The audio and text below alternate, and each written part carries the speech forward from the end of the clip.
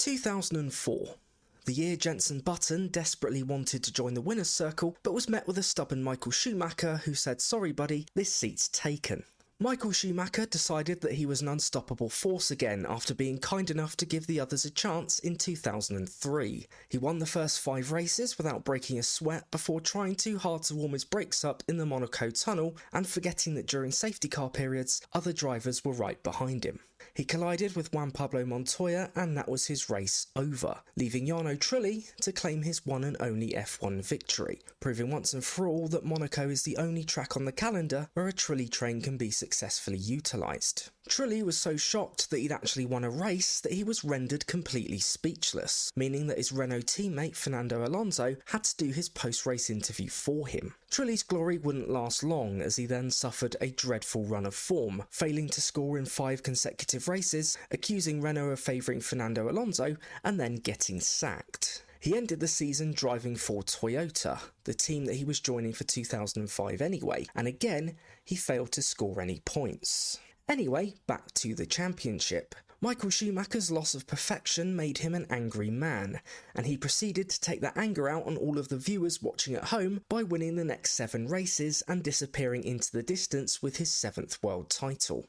Jenson Button, who was having a very impressive season, tried his best to keep up, but it was to no avail. BAR were one of the shining lights of 2004, going from perennial midfield runners to consistent podium finishers, something that would have pissed Jacques Villeneuve off no end. To paraphrase Steve Harwell from Smash Mouth, the podiums start coming and they don't stop coming. Once Button got his first top 3 finish in Malaysia, his confidence skyrocketed, and he ended the 2004 season with a whopping 10 podiums and a 3rd place finish in the Drivers' Championship. He even managed to take a pole position at Imola, but starting P1 in Ferrari territory is like holding a red rag to a bull, and he very quickly realised that starting in front of Schumacher just meant that you'd see him overtake you in 4K resolution. The McLaren team spent half the season figuring out why their car broke down if you so much as sneezed near it, although Kimi Raikkonen did manage to pick up a solitary win at Spa, after Michael Schumacher had won the title at the previous race in Hungary and had effectively checked out.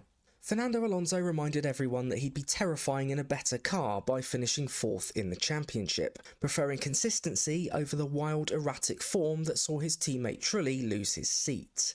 Over at Williams, Juan Pablo Montoya and Ralf Schumacher spent the season underachieving in a car that looked fast but wasn't, sporting that weird tusky nose that made it look like a walrus. Walruses can travel up to 22 miles per hour whilst underwater, and that's probably how fast the Williams felt as it travelled down the straights. Although by the time they got to Monza, the car was a lot quicker, and Montoya managed to set the fastest lap of all time, with an average speed of 163 miles per hour. Unfortunately, he chose the wrong qualifying session to do this in, and ended up 2nd on the grid. Rubens Barrichello was there too. In fact, he won that Italian Grand Prix from pole position. Schumacher's subservient assistant even managed to claim 2 wins in a row, although again this was after Michael had already won the championship, so it was the equivalent of an older brother letting his younger brother score a couple of goals on FIFA to make it 12-2. And yes, I know that it's not called FIFA anymore, but I'm old and stubborn. Schumacher finally got back to winning ways at the Japanese Grand Prix. I say finally, it was 4 races, but for a guy that had won 12 out of the first 13 outings, this was virtually an eternity. He beat his brother Ralph, who finished 2nd, a man that I can actually use the FIFA analogy on with total accuracy. Button completed the podium and ensured that the BAR 006 was the most reliable bridesmaid on the grid. Montoya got his first and only win of the season at the finale in Brazil, beating his soon-to-be teammate Kimi Raikkonen and the king of the home race curse Rubens Barrichello, with the Brazilian racing gods being kind enough to actually let him finish this time. It was also Jaguar's last race before being taken over by Red Bull, and to be honest, their last season had been a bit of a disappointment. They finished 7th in the Constructors with 10 points, but they were a long way behind 6th place Sauber, who finished on 34. Jaguar's performance in Brazil typified their season, as both Mark Webber and Christian Klien had miserable races that quite literally clashed. Webber tried to send one down the inside of his teammate, and the two collided.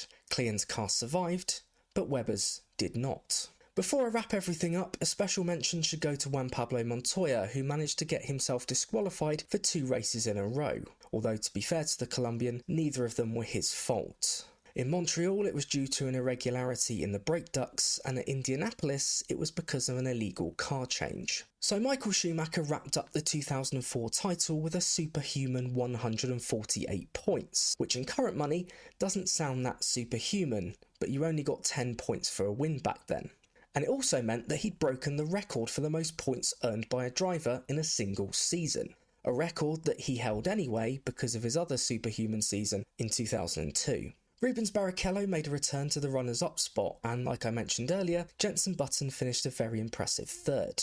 This helped BAR to second in the Constructors' Championship behind the dominant force of Ferrari, which meant for the first time, both drivers would have single-digit numbers on their cars for next season, as in those days, driver numbers were based on constructor order and not personal choice. As someone who was a bit of a number freak as a child, this revelation fascinated me. And I mean really fascinated me. I was a very weird kid.